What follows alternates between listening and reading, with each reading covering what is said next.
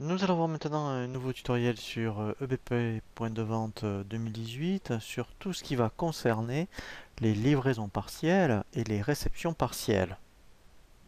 Donc là, il faut être assez procédurier justement par rapport à la gestion de stock, puisque déjà dans les fiches articles, il faut absolument que les fournisseurs figurent donc dans les fiches, puisque il y a vraiment une fonctionnalité vraiment très puissante lorsqu'on est dans ce cas de figure, où il va être même capable, lorsque vous êtes en livraison partielle, de vous proposer, lorsque vous recommandez à un fournisseur le produit manquant, il va détecter que c'est pour un client donné et il va vous proposer même de lier la commande fournisseur à une commande client. C'est vraiment très puissant et c'est là où vraiment on voit, je dirais, l'intérêt et bien après d'utiliser une version telle que celle-ci. Alors, par contre, ça n'a rien à voir avec les réappros automatiques, hein. Donc ça, on le verra justement dans un second temps. Mais là, par contre, hein, si vous voulez vraiment que tout soit automatisé, eh bien, il faut vraiment que déjà vous ayez une gestion de stock, je dirais, bien affinée et que toutes les fiches fournisseurs se trouvent dans les fiches articles. Alors, on va déjà voir un premier exemple lorsque on a ce qu'on appelle une livraison partielle. Donc, on va prendre un article. Voilà, je vais prendre celui-ci. Donc on va déjà regarder ensemble. Alors, si on regarde, au niveau du stock, j'ai bien 3 et au niveau du stock virtuel, j'ai bien 3. C'est-à-dire que là, pour l'instant, il n'y a rien aussi bien en commande client qu'en commande fournisseur.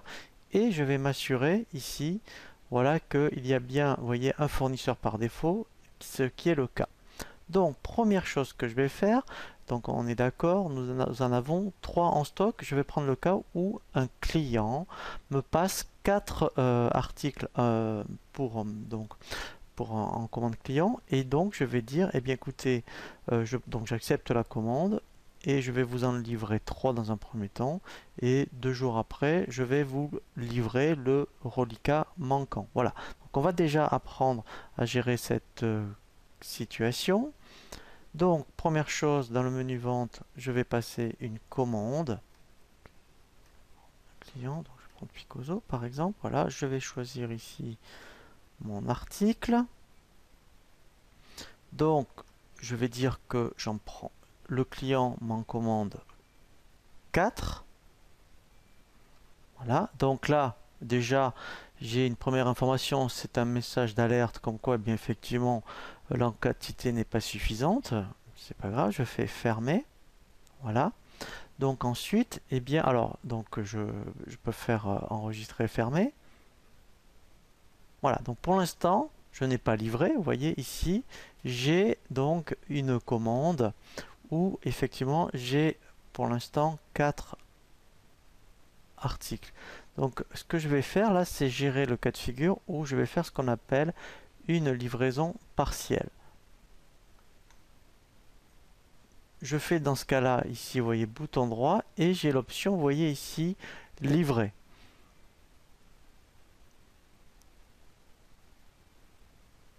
Ici, déjà, vous voyez, j'ai une ampoule où là, en fait, eh bien, ça veut dire, donc, je peux avoir 3 statuts. Quand j'ai une coche verte, ça veut dire que la quantité commandée est disponible et donc je peux livrer l'intégralité. Si j'ai une ampoule, c'est que là, en fait, vous voyez, il va m'avertir que, effectivement, eh bien, je voilà, vous voyez que en fait pour l'instant je peux éventuellement donc livrer. Vous voyez, j'en ai 3 en stock alors que j'en ai 4 en demande. Donc en fait il ne me bloque pas la commande. On va voir comment donc gérer, je dirais, le reliquat. Et si j'avais une coche rouge, eh bien en fait ça veut dire que là c'est impossible. C'est-à-dire que j'ai pas du tout la quantité suffisante, mais vraiment pas. C'est-à-dire que j'ai rien en stock pour pouvoir la livrer. Donc là, ce que je vais faire, déjà, je vais faire ici, je vais cocher, afficher les commandes dans le stock est disponible, voilà, et commande, voilà. Et là, je fais appliquer le filtre. Voilà.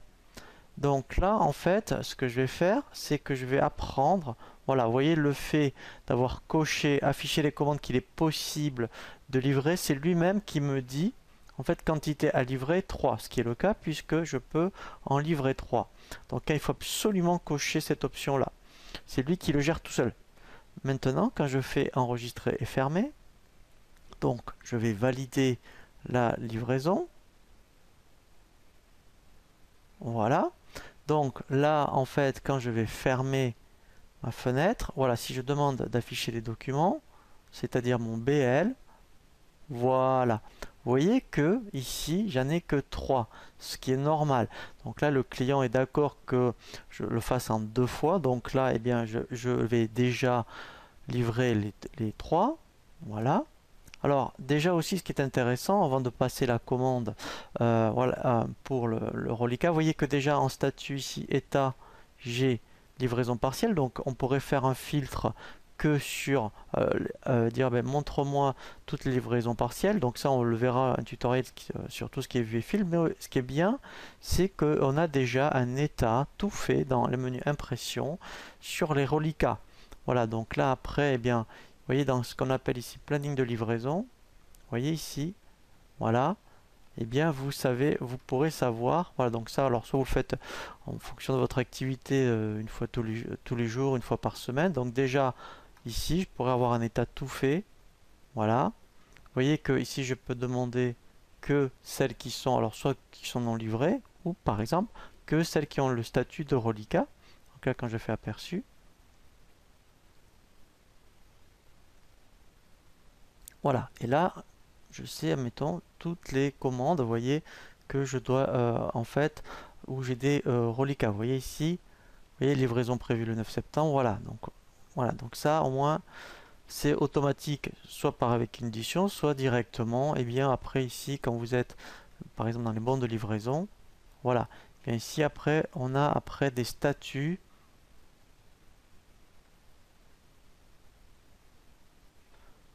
Voilà, dès qu'on est dans l'onglet commandes, eh bien, celles qui sont livrées partiellement. Alors, maintenant, donc on va voir comment, eh bien, donc on va passer une commande fournisseur pour donc l'article manquant. Donc là, en fait, vous allez voir ce qui va se passer quand je vais passer une commande que pour cet article. D'ailleurs, je vais en commander 5 par exemple. Donc c'était le fournisseur Printcolor qui avait dans la fiche. Et ensuite, je vais choisir donc l'article en question. Voilà, c'était celui-ci. Voilà, et là, par exemple, je vais en commander 5. J'enregistre et je ferme. Donc ça, on fait, voilà, on transfère. Voilà. Et là, en fait, c'est vraiment là où c'est vraiment super. Vous voyez que maintenant, il a détecté qu'il y a une commande client qui peut, voilà, qui est en statut livraison partielle. Eh bien, il me propose lui-même de livrer, je dirais donc de faire pour l'article manquant. Hein. Donc c'est ce que je vais faire. Je fais oui. Voilà. Donc là, en fait, eh bien, il m'a généré un BL lui-même. Voilà. Donc pour le client en question. Et là, en fait, ce qui est génial, voilà. Donc là, maintenant, vous voyez qu'ici, j'ai la coche verte. Je sais que là, vous voyez, j'ai ma commande. Vous voyez, c'était celle-ci. Je coche de nouveau afficher les commandes qu'il est possible de livrer. Quand je fais appliquer le filtre, voilà, j'ai ici tout seul donc cette ligne qui est apparue et c'est lui-même, vous voyez, quantité à livrer. Voilà, donc il sait qu'il doit en livrer un. Voilà, donc ça sincèrement, je vous invite vraiment hein, à le pratiquer et à laisser gérer EBP puisqu'il le gère très bien. Donc quand je fais enregistrer fermer, normal, il va me générer donc un deuxième, voilà, BL.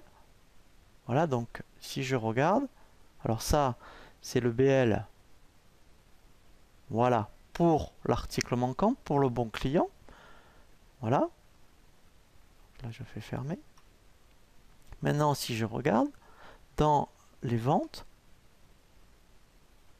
voilà. Maintenant, eh bien, en plus, vous voyez qu'elle a le statut de livrer totalement. Et maintenant, ici, voilà, j'ai deux BL.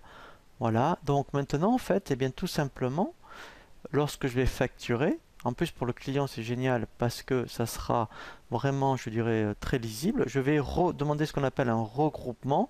Donc quand je vais transférer ici donc les deux BL en facture, quand je fais bouton droit, voilà, vous voyez, je demande, voilà, donc là en fait, alors on fait regrouper, donc me laisser guider par l'assistant, je fais suivant.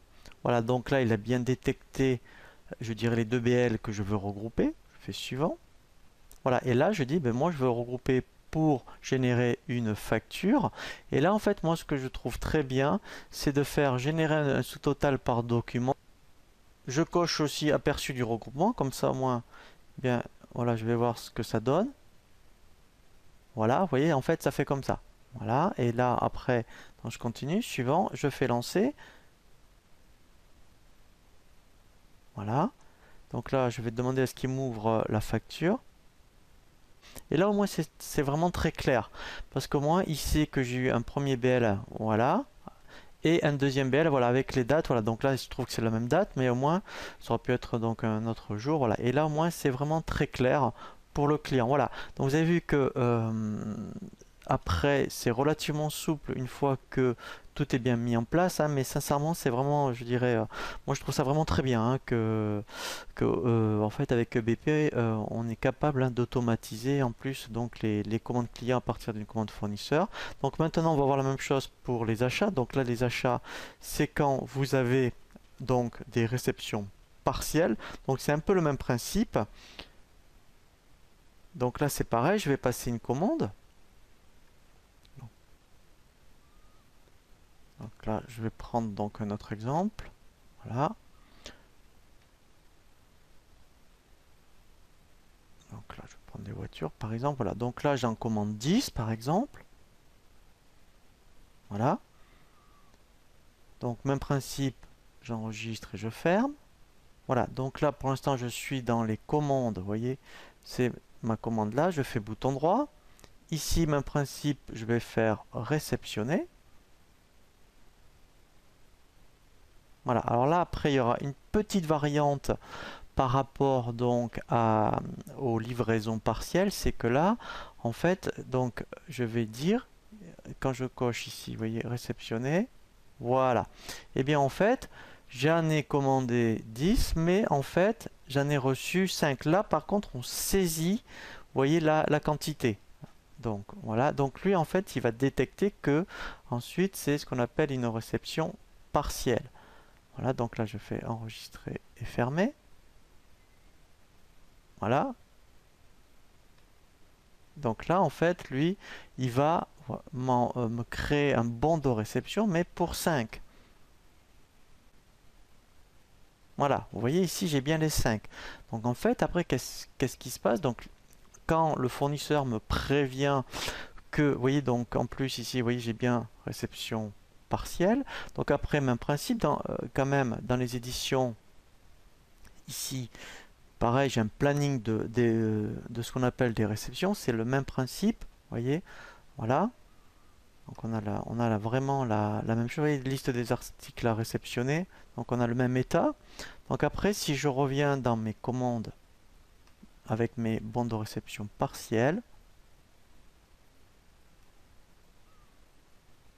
ce qui va se passer, c'est que donc le fournisseur me prévient que je vais réceptionner la suite de ma commande. Donc je refais bouton droit sur ma commande, réceptionner. Voilà. Ici, je reclique, vous voyez donc ici là sur la petite flèche. Et là, du coup, je vais dire, eh bien, ok, je reçois bien mes 5 qui me manquaient. Voilà.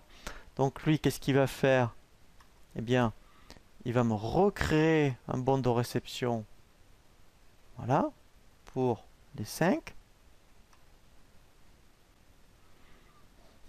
Voilà. Donc là, j'ai bien mon bon de réception. Donc du coup, ma commande, voilà, vous voyez, a bien le statut maintenant de réceptionner. Et après, dans bon de réception, vous voyez, j'ai bien donc de bons de réception. Donc quand je reçois, si je reçois donc une facture pour les deux bons de réception, même principe ici, je fais bouton droit, je fais regrouper. Voilà, et là, même chose, donc je vais regrouper, voilà, une facture. Je demande effectivement qu'il me génère un sous-total, comme ça pour moi ça sera plus lisible. Alors je peux faire un aperçu du regroupement, voilà, je fais suivant, lancer, voilà, et là au moins j'aurai une facture bien détaillée. Cas de figure. Il nous reste à voir quand même un cas particulier, c'est lorsque soit un client refuse, je dirais, lorsqu'on a une livraison partielle, et bien d'attendre les reliquats et de dire, eh ben non, je prends, mettons les 3 que vous me livrez et s'il en manque un, vous me soldez la commande. Et pareil pour les fournisseurs, on peut donc très bien dire j'accepte ce que vous me livrez et je n'ai pas le temps, surtout si le délai est très long par exemple, eh bien on va solder, je dirais, le reliquat manquant. Donc en fait, même principe. Donc si je reprends mon article, on va regarder quand même combien il y en a en stock là cette fois-ci, voilà. Voilà. Donc là, en stock virtuel, voilà, j'en ai 3, toujours pareil. Voilà. Donc en fait, on va refaire le même cas de figure. Comme ça, moi, avec le même client, voilà. Ici, donc je vais dire, j'en commande 4. Voilà. Donc, même principe, j'ai pas la quantité suffisante. Donc le client, il dit, ok, je suis d'accord de recevoir les 3, mais si par exemple le fournisseur me prévenait qu'il y avait 2 mois de délai et que le client ne veut pas attendre, on va apprendre à solder une commande, je dirais, qui est en reliquat. Donc là, ce que je fais, donc là j'enregistre et je ferme. Voilà. Donc même principe non livré. Je vais faire donc une livraison mais partielle. Voilà, donc là, je coche ici afficher les commandes qu'il est possible de livrer. Je fais appliquer le filtre. Voilà, donc lui, vous voyez qu'il va bien m'en livrer 3, normal. J'aurai bien un BL de 3. Donc après, bien sûr, j'aurai une facture pour les 3. Mais dans la commande, voilà, vous voyez, donc je vais revenir dessus. Voilà, pour pas après, quel est le, je dirais, pour pas qu'elle ait après donc le statut de livraison partielle hein, et que vous la traîniez continuellement, vous avez un bouton ici, vous voyez, solder. Donc solder la commande, c'est un peu comme la clôturer. Voilà, donc c'est ce que je vais faire. Voilà, donc là, je la solde. Voilà, alors après, vous voyez, on a quand même possibilité aussi de la désolder si éventuellement le fournisseur au dernier moment me prévenait qu'il y a une possibilité de livrer. Voilà, mais là au moins, ça veut dire que quand je fais fermer, voilà, donc là, en fait, voilà, vous voyez, en plus, elle aura le statut de solde. En plus, pour vous, ça sera bien. Ça vous permettra aussi de voir toutes les commandes qui ont pas pu être honorées. Voilà, donc ça, c'est vraiment très très bien. Ensuite, on a la même chose donc pour les achats. C'est le même principe. Donc si je repassais une commande, hein, donc là par exemple, je commande 5 articles de figurines, voilà, même principe, j'enregistre et je ferme. Ici, donc je vais faire bouton droit, je vais faire donc réceptionner. Voilà. Et là, par contre, voilà, ici, je vais dire que sur les 5, eh ben, j'en réceptionne 4. Voilà. Et si le délai est beaucoup trop long pour donc celui qui me manque, eh bien, même principe. Donc là, je valide ma réception. Donc pour l'instant, vous verrez que, alors là je vais mettre non, vous verrez que, voilà, vous voyez qu'elle est réceptionnée partiellement, ma commande, et bien en fait, je reclique sur ma commande,